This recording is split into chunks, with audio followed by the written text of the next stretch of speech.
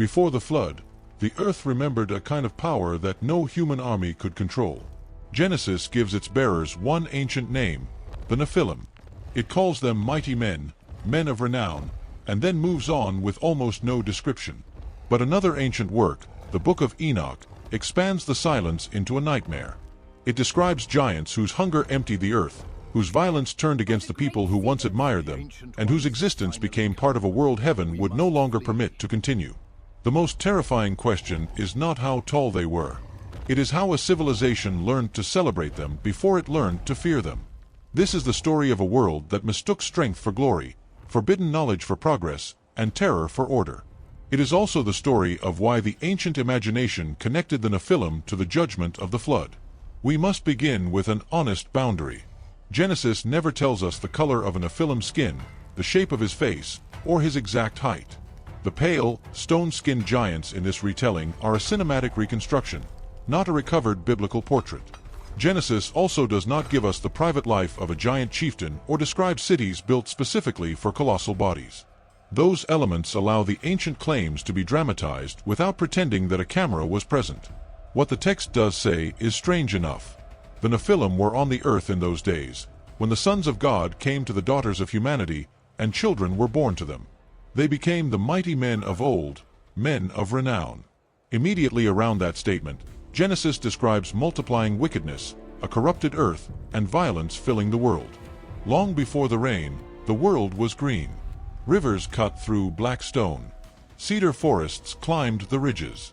Timber halls gathered around cold streams, and furnaces glowed beneath basalt roofs. Fields produced grain. Herds moved between the valleys. Human hands learned to shape wood, stone, cloth, and metal. This was not an empty wasteland waiting to be washed away. It was a functioning world, rich with life, beauty, invention, and memory. That is what makes its corruption tragic. Judgment did not fall on a lifeless desert. It came upon a creation that still carried the goodness of its maker, while its inhabitants taught themselves to use every gift for domination. At first the change may have looked like wonder. Figures descended from the high places, not as horned monsters from later folklore, but as beings associated with the heavenly realm. Genesis calls them the sons of God. Interpreters have debated that phrase for centuries. Some understand it as heavenly beings who crossed an appointed boundary. Others understand powerful rulers who seized women and magnified tyranny. Still others read it as the intermarriage of two human lines, one faithful and one corrupt. Genesis does not stop to referee the debate. This movie follows the ancient Watcher interpretation for its central drama because that is the reading developed in 1st Enoch, but it remains an interpretation. The mystery belongs to the text, and honesty requires every serious bank of evidence to remain visible. In the Enochic telling, the heavenly rebels are called Watchers. They look down upon human life, desire what was not given to them, and bind themselves together with an oath. Their rebellion is not an accident committed by one confused figure. It is a chosen alliance. They descend upon a mountain, cross the boundary between realms, and refuse the station assigned to them. The ancient story places the beginning of catastrophe before the first giant takes a step. The bodies of the Nephilim are enormous, but the first disorder is spiritual. Creatures abandon the limits that made creation habitable. Once that limit is broken, every other boundary begins to weaken with it. Then the giants enter the story fully grown, like moving fortresses appearing in history. They rise above timber gates. Their shoulders pass beneath branches that tower over ordinary men. Their hands close around tools built for human labor and make them look like toys. A hunter can see across an entire crowd. A smith can lift what 6 workers could barely move. A chieftain can silence a courtyard simply by standing in it.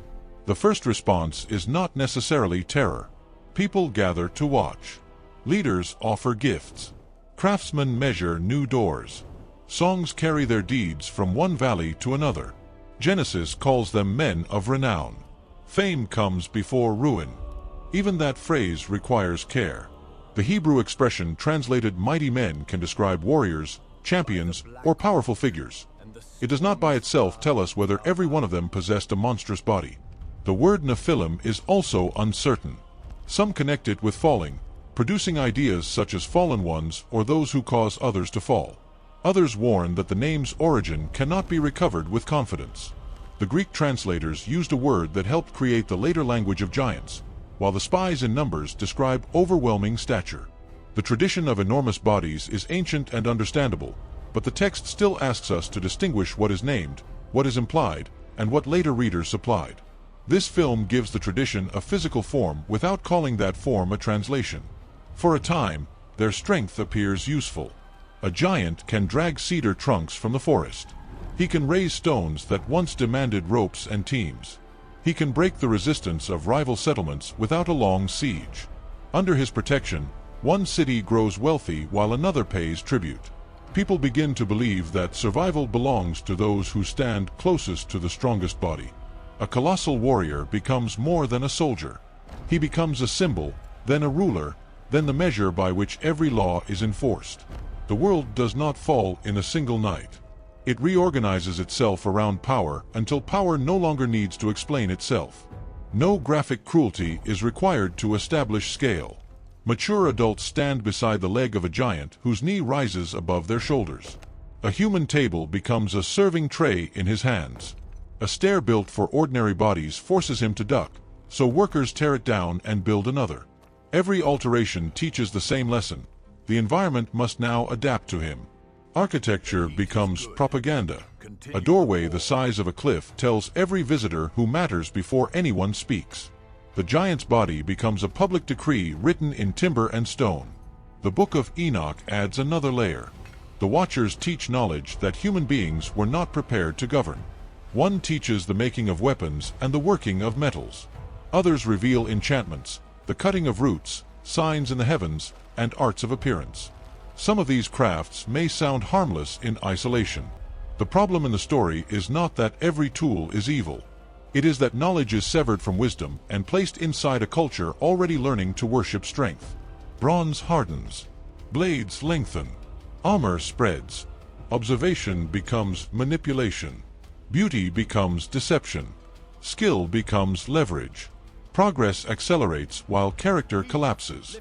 In the dark workshops of that imagined world, human smiths labor beside a pale giant whose arms turn the furnace bellows with terrifying ease. Bronze pours into stone molds. Hammer blows echo through chambers carved into black rock. The giant does not need a weapon to dominate a room, yet weapons multiply around him. Outside, timber walls rise higher. Gates become heavier. Storehouses deepen. Every improvement promises security, but every city is preparing for the same fear.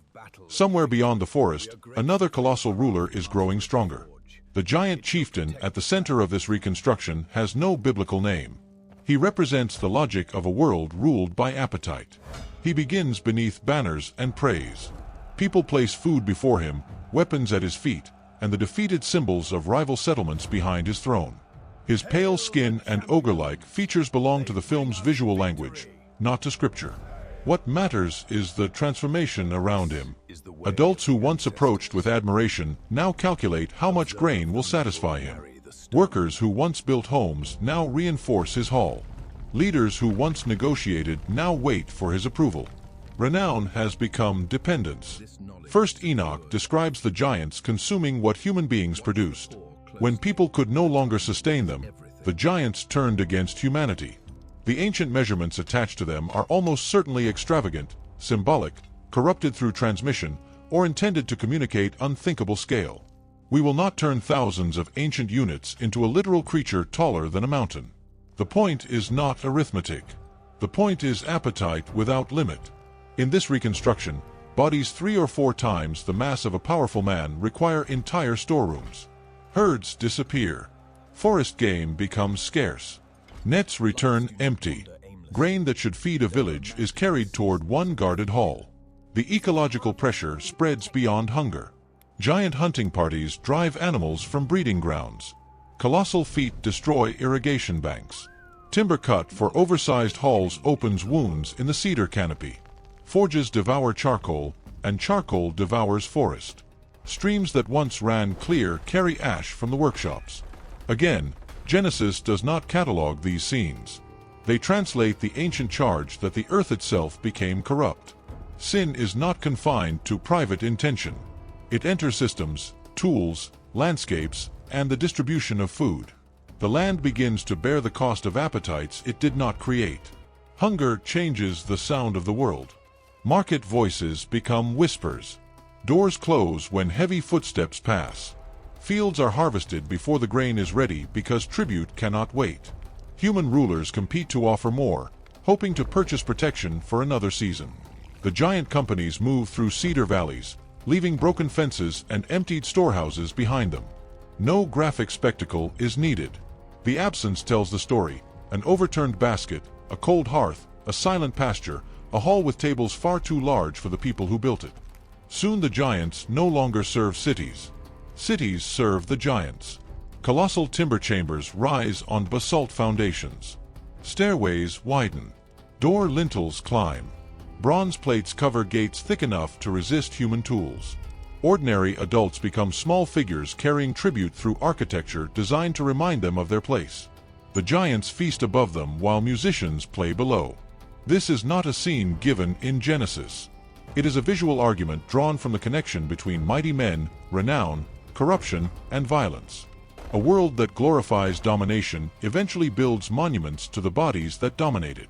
Yet the giants are not the only guilty figures. Genesis looks at humanity as a whole and says that every inclination of the thoughts of the human heart had become persistently evil. The earth was corrupt, and the earth was filled with violence. It would be too easy to place all darkness inside pale colossal creatures and leave ordinary people innocent. Human beings bargain with the giants, imitate them, profit from them, and use their fear to control neighbors. Smaller bodies learn the same cruelty. The Nephilim become the most visible expression of a corruption that has entered the entire social order. Violence becomes law because violence has become reliable. A dispute is no longer settled by truth, but by which side can call a larger champion. A field belongs to the family that planted it only until a stronger ruler desires it. Metal is valued not only for tools but for the threat it can carry. The world grows loud with marching feet and quiet with moral resistance. Adults avert their eyes. Craftsmen continue working. Feasts continue under guarded roofs. Life can appear normal even when fear controls every exchange. The chieftain's rivals rise. One is broad and bald, with skin pale as chalk and a stone club shaped for hands no human smith could serve. Another is a massive forge master, gray-haired and covered in soot, capable of bending heated bronze across an anvil. They do not need horns, red eyes, or monstrous magic. Their horror comes from recognizable desires enlarged beyond restraint: status, hunger, possession, revenge. They compete for valleys, furnaces, herds, and human loyalty. The earth is divided between appetites that cannot coexist. Against this world stands a witness. Genesis says that one man walked with God and was taken before the flood. First Enoch turns him into a scribe of heavenly visions and a messenger between the rebels and the court of heaven. In this film he appears as an unnamed mature traveler in a blue-gray robe, small beside the giants, carrying no army and no weapon. His authority is not physical scale. It is the refusal to call evil magnificent. He walks through emptied villages, observes the furnaces, and hears the ground groan beneath a civilization that has forgotten why strength was given. The witness does not defeat a giant in combat. That would repeat the world's mistake by making salvation depend on a stronger body. He records. He warns. He names corruption for what it is. In the Enochic account, the Watchers ask him to carry their petition for mercy. The request is bitterly ironic. Beings who taught domination now need an intercessor. They can frighten cities, but they cannot command heaven. The witness receives a verdict they do not want. The order they violated will not be remade around their desire. First Enoch imagines the witness reading that rejected petition beneath the stars. The rebels tremble, not because a larger warrior has entered their camp, but because judgment exposes the smallness of their rebellion. They had interpreted patience as permission. They had measured authority by what they could take without immediate consequence. Now the delay ends. This pattern matters throughout Scripture. Divine patience is real, but patience is not approval. Silence can be mercy giving room to turn, and the refusal to turn transforms that mercy into testimony against the unrepentant. The earth itself seems to testify. This is poetic and theological language, but it carries the weight of the story. Fields have been stripped. Bloodshed has polluted the land. The cries of the oppressed rise. In Genesis, the Creator sees that the earth is corrupt because all flesh has corrupted its way. In 1 Enoch, heavenly messengers look down and bring the suffering of the world before the Most High. The verdict does not emerge from divine insecurity, as though heaven feared physical giants. It emerges from justice. No creature is too large to be accountable to the one who gave it breath. The watchers are judged first. 1 Enoch describes rebellious heavenly beings bound and confined while they await a later day. The New Testament letters of Jude and 2 Peter also speak of angels who sinned, abandoned their proper place, and were kept for judgment, though interpreters debate how directly those passages refer to Genesis 6. In our visual reconstruction, there is no elderly human figure on a throne and no physical portrait of God. There is only overwhelming white gold radiance, a command moving through the darkness, and the sudden knowledge that the rebels' freedom has ended. The Enochic account assigns different messengers to different acts of judgment. One binds the teacher associated with weapons, another confronts the rebellious host, and the giants are set on a path toward mutual destruction. Those names and assignments belong to the ancient book, not to the wording of Genesis. The distinction matters because the two texts tell the story at different resolutions. Genesis gives a compressed theological history of corruption, grief, judgment, and covenant. 1 Enoch opens that compression into a celestial courtroom drama. Reading them together can explain later Jewish and Christian imagination, but one text must never be smuggled into the other without a label. The giants receive a different sentence. Their strength, once turned outward against the earth, collapses inward. 1 Enoch says they will destroy one another. The film does not need blood or graphic harm. Colossal companies gather beneath storm-colored skies. Rival chieftains face one another across a basalt courtyard. Weapons lower into readiness. Human attendants flee the space. Then the view withdraws to the forest while distant impacts shake birds from the canopy. The civilization that trusted violence is consumed by the logic it chose. When power is the only law, even allies eventually become obstacles. The unnamed witness looks across the aftermath and understands that the world has passed a threshold. In Genesis, the divine grief is profound. The Maker is grieved to the heart by what humanity has become. That sentence prevents the flood from being told as a celebration of destruction. Judgment is severe, but it is not entertainment. One household is instructed to build a vast refuge of timber and pitch. Living creatures will be preserved through water. The purpose is not the extinction of creation. It is the preservation of a future after violence has made the present unlivable. Far from the giant halls, mature workers raise a dark rectangular ark among enormous cedars. At first, the Nephilim may regard it as another human structure too small to matter. They have seen walls, towers, and gates. They have broken all of them. They cannot imagine a refuge whose strength will not come from resisting an army, but from trusting a warning. The vessel has no weapon platform, no proud statue, and no throne. Its architecture is shaped around preservation. Compartments, food, air, a door, and enough timber to carry life through a world coming undone. Years of construction become a silent accusation. Each new beam says that history is moving toward an appointment. The giant halls answer by becoming louder, richer, and more heavily guarded. Their leaders interpret continued sunshine as proof that no judgment can arrive. But the ark builder does not need thunder in order to obey. He measures, cuts, coats, and stores while the same forest that feeds the giant forges provides timber for the refuge. One culture consumes the world as though tomorrow belongs to appetite. One household prepares as though tomorrow belongs to the word that created the world. The contrast becomes unavoidable. The giant chieftain builds upward to magnify his name. The ark builder builds according to a command. One fills halls with tribute. The other fills a refuge with provisions. One believes the future belongs to whoever can seize the most. The other believes the future belongs to the one who speaks before the evidence appears. Both structures stand beneath the same sky. For a time, the hall appears powerful and the ark appears absurd. Then the animals begin to move. Herds leave familiar paths. Birds gather above the cedar clearing. Mature adults watch ordered creatures enter the dark timber doorway. The giants still dominate the skyline, but for the first time the world seems to be organizing itself without their permission. The chieftain cannot summon the animals back with a threat. The forge master cannot construct a law that will stop them. The hunter cannot read the meaning of their movement. Creation is answering a command older than giant renown.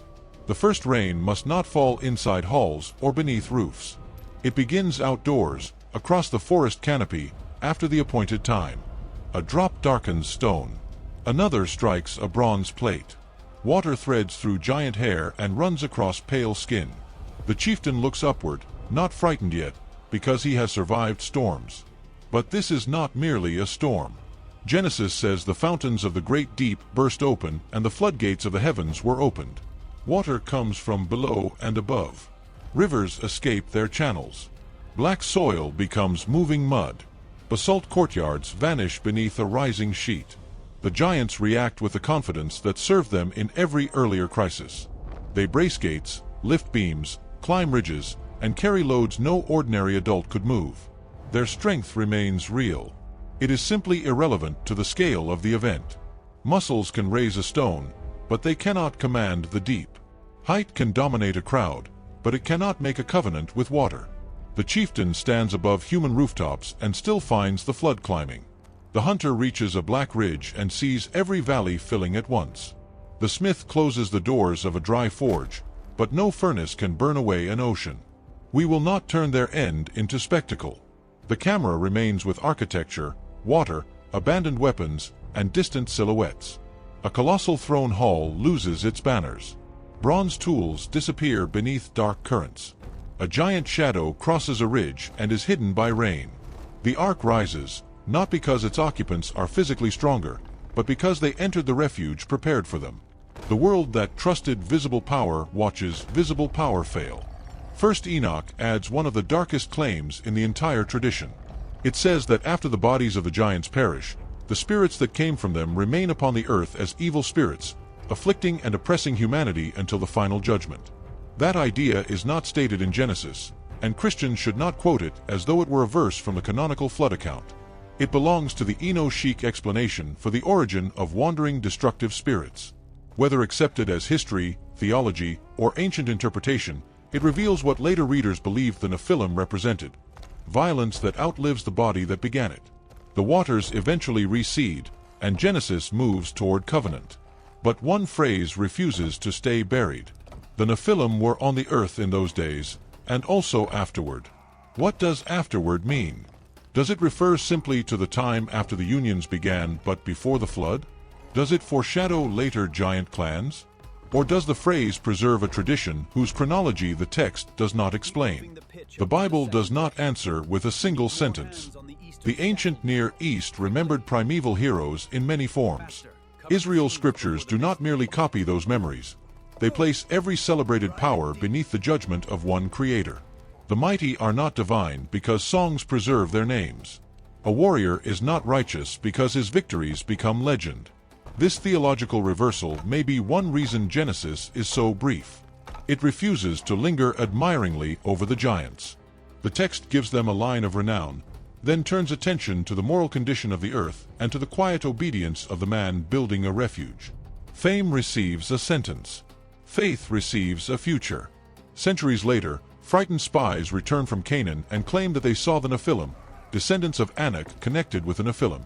They say they felt like grasshoppers beside them. But this statement comes from a report designed to terrify the congregation, and the same chapter calls the report evil. The inhabitants were formidable. The exact value of every terrified comparison remains debated. Elsewhere, the Hebrew scriptures remember the Rephaim and the enormous king of Bashan, whose bed or ceremonial couch was measured to emphasize extraordinary scale. Later giant traditions are real within the biblical narrative, but connecting every one of them directly to the pre-flood Nephilim requires an argument, not an assumption. Some readers therefore imagine survival through a hidden line, a wife aboard the ark, or another escape not mentioned in Scripture. Others see a second incursion after the flood. Still others understand Nephilim as a title for violent warrior kings rather than a biological species, allowing the name to return whenever the same kind of tyranny returns. None of those solutions is explicitly narrated in Genesis. The honest verdict remains open. The phrase "and also afterward" creates a door, but the text does not tell us which path lies beyond it. What, then, made the Nephilim terrifying? Their size is the first answer, but not the deepest. A giant can be large without being corrupt. Strength can protect. Knowledge can heal. Metal can become a plow. Authority can serve. The horror begins when gifts become reasons to abandon moral limits.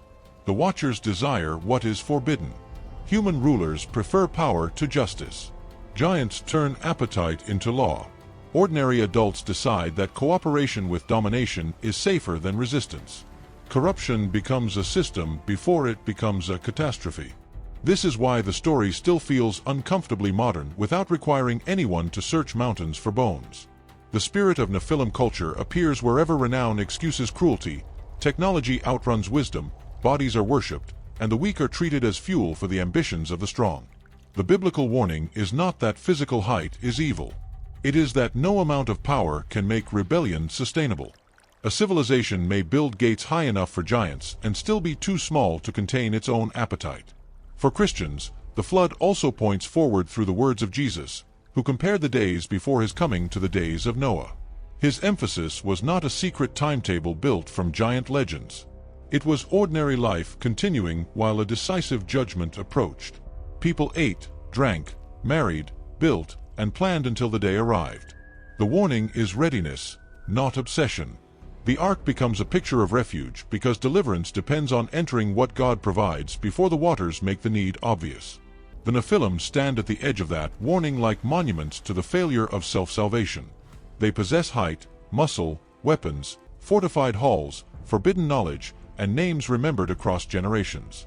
None of it can reconcile them to heaven. The ark builder possesses no comparable renown. He has a word, a command, and the patience to act while the sky is still dry. The world calls one figure mighty and the other foolish. The flood reveals which definition can carry life. Do not leave this story believing that evil is always easy to recognize. The giants first appear as wonders. Their labor is useful. Their victories are celebrated. Their halls promise safety. Corruption often arrives wearing the face of advantage. The question is not only whether a power can accomplish something.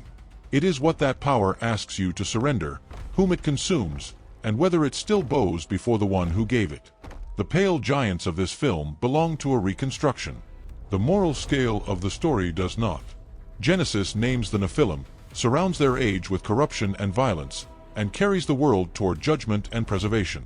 First Enoch expands them into an ancient theology of rebellious watchers, devouring giants, bound spirits, and evil that survives death. Later biblical passages keep the language of giants alive, while leaving their relationship to the first Nephilim contested. The evidence is layered. The warning is clear.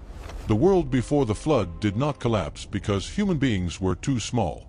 It collapsed because every creature, small or great, treated power as permission. The answer was not a larger giant. It was judgment, mercy, and a refuge built in obedience. When the waters rose, renown could not float. Weapons could not command the sky. Hunger could not consume the deep. Only the promise held. And so the final question is not how many feet a Nephilim stood above the ground. It is whether the same ancient bargain still tempts us: strength without restraint, knowledge without wisdom, fame without truth, and progress without obedience. The giants are gone from the green valleys of this reconstruction. Their halls are silent. Their bronze lies beneath the waters. But every generation must decide whether it will admire the pattern that destroyed them or enter the refuge before the sky changes.